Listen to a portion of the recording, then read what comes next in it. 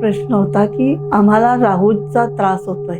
खरं तर मला पत्रिका काही कळत नाही, पण राहूचा त्रास होतोय ह्याच्यावर जे मला ध्यानातनं उत्तर दिलं ते असं मिळालं की तुम्ही जवळच्या देवीच्या देवळात तुम्हाला शक्य असेल तर 11 नारळ ठेवा, नसेल शक्य तर 1 नारळ ठेवा आणि पहिल्यांदा जेव्हा तुम्ही त्या देवीच्या देवळात जाल त्यावेळेला नारळाबरोबर 1 मोती ठेवा.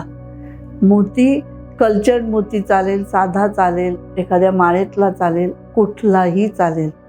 तो मोती ठेवा आणि देवीच्या चरणी प्रार्थना करा की हे जे काय राहूचे जे काय आत्ता आम्हाला त्रास काय होत असेल तो तुझ्या कृपेने आम्हाला सहन करता येईल एवढाच व्हावा.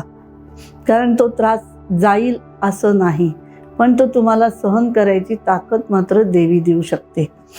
आणि त्याच्यानंतर तुम्ही देवीच्या देवळात जेव्हा नारळ ठेवाल त्यावेळेला त्याच्याबरोबर 1 पांढरं फूल ठेवा. आता हे देवीच्या देवळात कधी जायचं तर तुम्हाला ज्या दिवशी वेळ असेल त्या दिवशी तुम्ही देवीच्या देवळात जा. कधी जायचं तोही तुमचा प्रश्न आहे, पण जे देवीचं देऊळ असेल ते देवीचं देऊळ एकच पाहिजे. ते देवीचं देऊळ तुम्ही बदलू नका.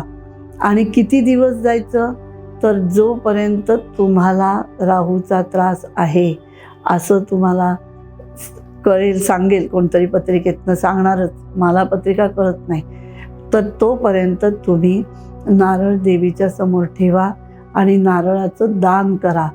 म्हणजे तुम्ही लोकांनाही नारळ दिले तरी चालतील, पण ह्याचा अर्थ असा नाही की त्यांना काही त्रास होईल.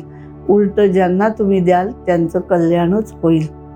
त्याच्यामुळे राहूच्यासाठी आलेला हा उपाय जो आहे त्याचा मी सुद्धा अनुभव घेतलेला आहे आणि त्याचा मला चांगलं फळ मिळालेलं आहे.